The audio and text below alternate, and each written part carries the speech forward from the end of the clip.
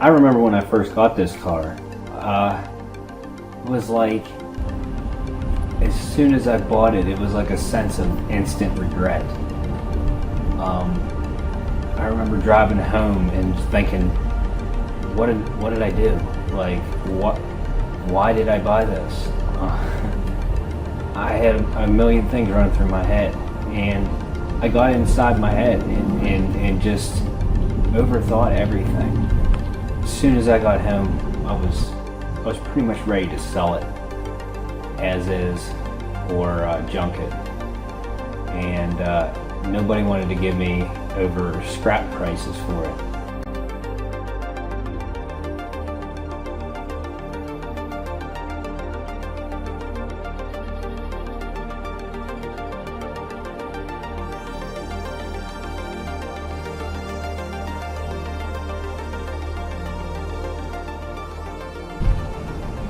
I sat down and I thought about it, and I was like, you know, I've never really just restored a car completely and just went all over it.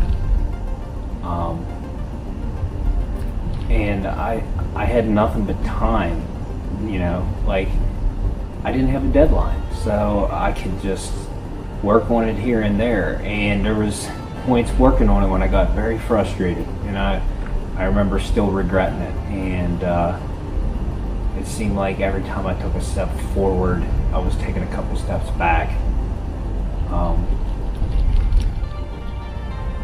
But I had a lot of learning experiences with this. I never did a windshield. I've never completely stripped an interior and went all over it. Never welded in supports, or, you know, just, there's some simple stuff I've never done before, but like, just to see every, you know, aspect of the car and look it completely over and just piece by piece start putting it back together. Like, I started to see the light eventually. The car didn't look good, but I could see the light at the end of the tunnel. I'm at a loss for words right now. I'm almost thinking about just taking this to a scrapyard, just junking it. With all this going on, I had still never really driven the car. And I look back on all that now, and I ask myself, like, would I do that again? Would I pick up a car like this again? And seeing it now and driving it and just experiencing it, and it just takes you back to that time, like when that car was brand new, and it, like, people seeing it on the road, it's like, you know, it's a car that you don't see every day, and people look when you go by. And I can seriously look back on it now and say I don't regret it. I don't regret anything. I'm going to regroup my thoughts. I'm almost 99% sure I am probably just going to scrap this car. Take the loss, I'll take the L, and get it out of here. I don't think it's going to be a good one to fix up. There's no way I'll be able to fix this. I may have cut corners on this car, but at every point, besides doing the windshield, I had fun. The convertible top was not fun as well, but it was a fun experience. I can't honestly say that I would jump into a car like this again, but I seriously do not regret it one bit. It looks 10 times better than I ever thought I could make a car look. Yes, it's spray paint, and it looks phenomenal for spray paint. It is wonderful. If I was going to do one again, I would probably get at least a single stage. I would do the same color. I love this color. I just think it looks awesome. But this car really does take me back. I remember back in high school, like, these cars were on the road. There was a lot more of them on the road, and I remember seeing them. Like, this car, every time I get out of it, I have to do a double take and look back at it again. That's the kind of feeling you should have when you own a car. I will say that I will be sad to see this one leave.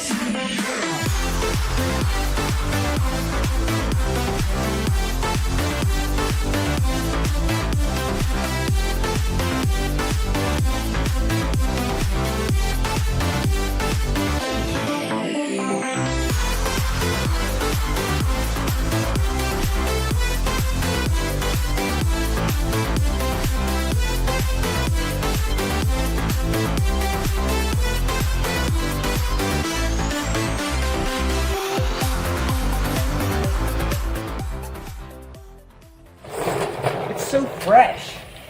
It's so clean. I've been driving this thing all day, and it runs and drives great. It does have a couple issues. Right now, I'm working on it. The heat is not as good as I would like. It had no heat to start out with. So I did a coolant flush. So radiator flush and cleaner. You drain all your coolant out. Put this in with water. I use distilled water. I have a jug over there. And then you run it for a countless amount of hours. I've been running it for about 3 hours. I did start getting heat. I have heat now. It's still not the best. If I sit for a while, I get good heat. Once I start driving, I have mediocre heat. So that's telling me that we also need a thermostat. The thermostat is either not present or it's sticking open. So I did get a thermostat that we're going to throw in this thing. I'm waiting for it to cool down right now because I have been driving it for a long time. So we're going to wait for this thing to cool down a little bit. I'm going to go edit some videos while it's cooling, and we'll come back and we'll drain what I have in there out. Throw the thermostat in. Let me read this for a second. Okay, so once I drain this stuff out that's in there, you fill the radiator back up with water, and it says run for 10 minutes with the heater on high again. So then you have to let it cool again, and then that's when we'll put our fresh antifreeze in, and we should be good to go then. Yes.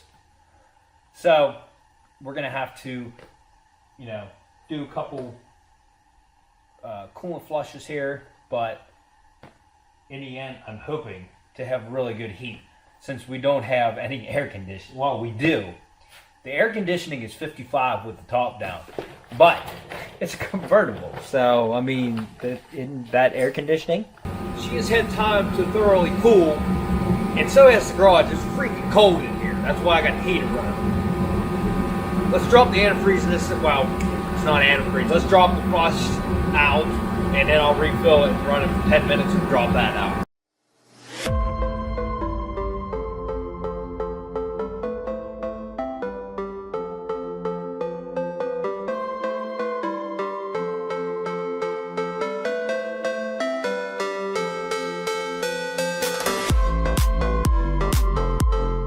When I dragged this out and put that flush in there the first time, I put this thing up on jack stands to get underneath, and I realized I didn't need no stinking jack stands.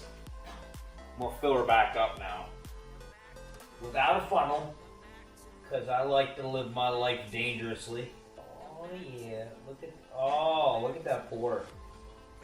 Okay, I spilled a little, never mind. Now I tell you, I did not change the thermostat yet. I'm gonna wait until I do this flush through, and then I'm gonna put the new thermostat in. Chug, chug, chug, chug, chug, chug, chug. A little gargle for a second, and then I'll fire it up here, and we're gonna let her run. Yes, I'm gonna let all my heat out that I just ran that heater for. Let it go out the garage door.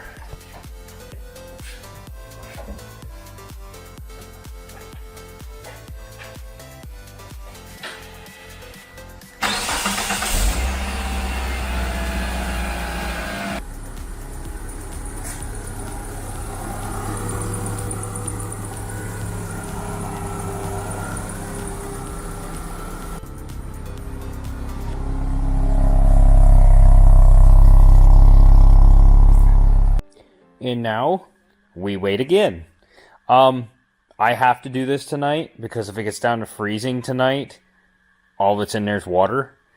You do not want to leave straight water in your engine, especially in freezing temperatures. You'll just crack your block. So I'm going to go back inside for a little bit and let this cool down. I could probably half an hour. I'll say half an hour, and then I'll crack it open and we'll put the thermostat in and check the heat again after we put some new antifreeze in there. Is it just me, or did the car get cleaner since that last clip? I don't know. Let's drain this stuff out. Alright, so we drained all the water out. Now, to get the thermostat, which I'm assuming is right here. That's normally what a thermostat housing looks like. So, let's get her in.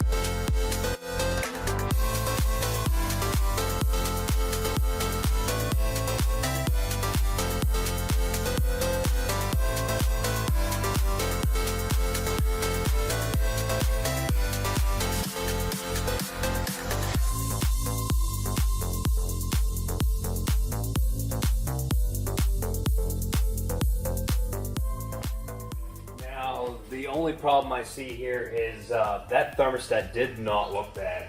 Does not mean it isn't bad, but it looks just about identical to the one that came out of it. It does not look old, and it's clean.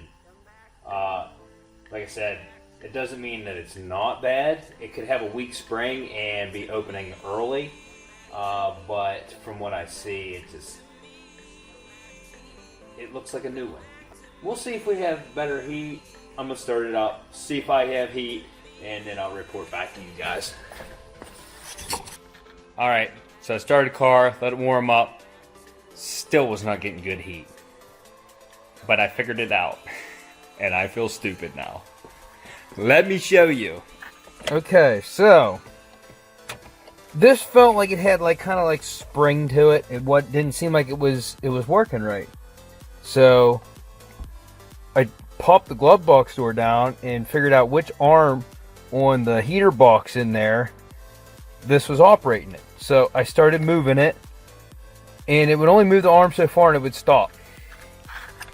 So I got in there and I started looking, and when this is pushed over, it pushes the cable. It pushes the cable that opens the flap door for the heat.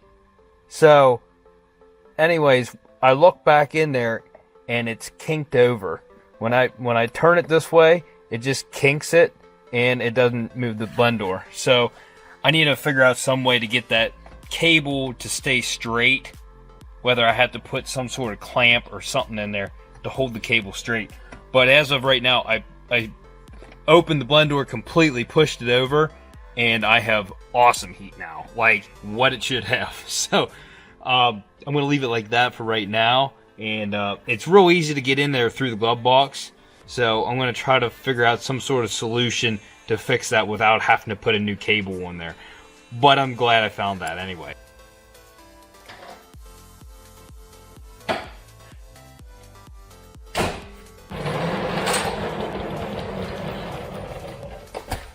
So that's it, guys. It's done, kind of, but I'm gonna list it for sale. I know this video wasn't really like my normal videos. I actually put a lot of time and effort into editing this, so I hope you guys like this. This is like a thing that I'm not gonna do all the time, but I felt like this car deserved the editing that I could produce to you guys. So that's why I made this video like this, and this is a video that I really enjoyed and I liked making, and it's one that I want to be able to look back and reflect on. You know what I mean? Because this car, this is a big achievement for me. Might not be for some people, but this is a big achievement for me. So anyways, before I go, I have stickers. You guys need to email me. I'll have a link in the description on where to email me. Also, I want to promote 3 channels, which I forget one kid's name. Johnny helped me video today for this. He said he's going to put another video out. He has some footage on this too from the whole experience and stuff, and he's going to put that in his video. Powerlifter Garage, that's his name. I'll put a link in the description. Also, Nabori Auto, you guys always know I promote him. go check out his channel. He always has some cool things going on, rebuilds and working on cars. And then the last one is Part Out Hunter. The kid sent me the speaker covers for this car, free of charge. Just wanted to shout out. I talked him into starting a channel, and he did one video and it was really good. He said he's gonna have a second one out here soon, which it'll probably be out till this video is out. I'll have a link in the description for all of these channels, and if you guys like this video, go check out some of my other videos, like, subscribe, and we'll see you on the next episode of Unwrapped. Pizza!